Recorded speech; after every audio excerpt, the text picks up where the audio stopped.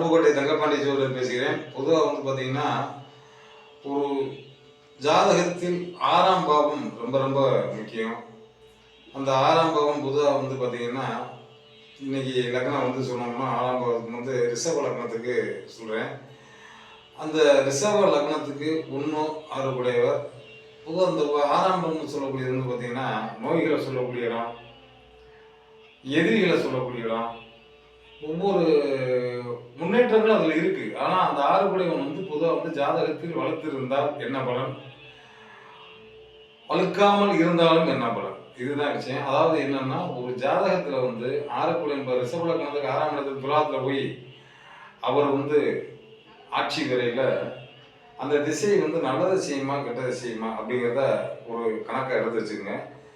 அங்கே வாங்கக்கூடிய பாதசாரங்கள் ரொம்ப ரொம்ப முக்கியம். காரணம் என்னன்னா, அங்கே வந்து சித்திரை சுவாதி விசாரம் இருக்குது.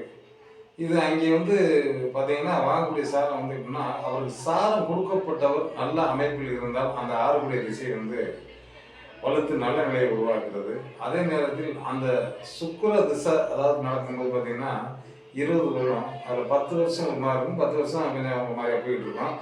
இதை நல்ல முறையாக வந்து பார்க்கையில் பாதசரங்களாக இருந்தால் தனது புத்தி மட்டுமே கொஞ்சம் பாதிப்பு தரும். 6ஆம் இடத்ததிபதி 6ல் இருந்தால் எதிரிகளும் பொதுவாக பார்த்தீங்கன்னா ஆட்சியில் இருந்தால் கூடுதலாக தான் இருப்பாங்க. ஆனால் நம்ம மறைமுகமான எதிரியாக இருப்பாங்க. 6 கூடையவன் ஜாதகத்தில் 8ல் மறைந்தால் யோகம் என்பது ஒரு நூல்களில் கூறப்படுகிறது. அந்த நூல்கள் வந்து பார்த்தீங்கன்னா பெரிய பெரிய ஜோதிடர்கள்லாம் எழுதியிருக்காங்க. அந்த அடிப்படையில் பார்க்கறது 6 கூடையவன் வந்து கெட்டு இருந்தாலும் சுபர்கள் பார்வையில் இருந்தால் மிக சிறப்பாக இருக்குன்னு சொல்லியிருக்காங்க. அதனால் ஆக மொத்தம் வாழ்க்கையில் 6ஆம் இடம் வந்து ரொம்ப ரொம்ப முக்கியங்கிறது கண்டிப்பாக சொல்கிறேன். ஒவ்வொரு மனிதரும் பார்த்தீங்கன்னா பக்கத்தில் எழுதியிருப்பான், நமக்கே கண்ணு தெரியாது. நம்ம நண்பர்கள் கூட வந்து எதிர்பார்ப்பு பண்ணுவாங்க. இந்த விஷயங்களை கண்டுபிடிக்க முடியாமல் பல வருஷம் போராடணும். என்னடா நம்ம தோத்துக்கிட்டே இருக்கணும். அனுபவத்தை அதில் வந்து நம்ம கொடுக்கும்போது நம்ம மனநிலைகள்லாம் இப்படி இருக்காதுன்னு தெரிஞ்சு அறிஞ்சு நம்ம ஒரு முன்னேற்றம் ஆவதற்கான ஒரு நம்ம யோசனைகளை தூண்டும். இதனால் பொதுவாக வந்து தோத்துட்டோம் அப்படிங்கிற எண்ணங்கள் மட்டும் எப்போதுமே வந்து ரிஷப லக்னத்துக்காக. ரிஷப லக்னம் பொதுவாகவே பார்த்தீங்கன்னா ஆள் வந்து ஒரு பணக்கார அந்தஸ்துக்குரிய லக்னமாக தான் இருப்பாங்க. காரணம் என்னன்னா, சுக்கிரன் அப்படிங்கிறனாலே வந்து லக்னாதிபதியாகவும் போயிடுறாரு. அவர் வந்து பொதுவாக லக்னாதிபதி 6 கூடையவன் வந்து கெடுபலன் செய்ய மாட்டார். இருந்தாலும் அதுக்குரிய விரயங்களை கொடுக்க தான் செய்கிறார்.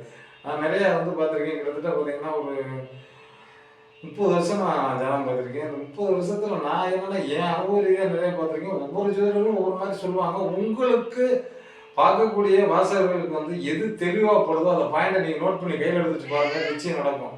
எந்த ஒரு கெட்ட விஷயங்களும் நடக்காமல் இருப்பதற்கு கண்டிப்பான முறையில் அருகாமையில் உங்கள் குடும்ப ஜோதிடரை அணுகி வந்தால் நிச்சயம் வந்து நல்லது நடக்கும். ஒரு புதுமையாக ஒருத்தட்ட போயில ஒவ்வொரு புதுமைகளையும் சொல்லுவாங்க. அதனால வந்து இவர் அப்படி சொன்னார், அவர் இப்படி சொன்னார் அப்படிங்கிற ஒரு குழப்பத்துக்குள் தயவு செய்து வேண்டாம். தன் மனதில் தன்னுடைய குடும்ப ஜோசியர்கள் சொல்லக்கூடியவற்றை பார்த்தீங்கன்னா ஒரு நிலைகள் கிடைக்கும்.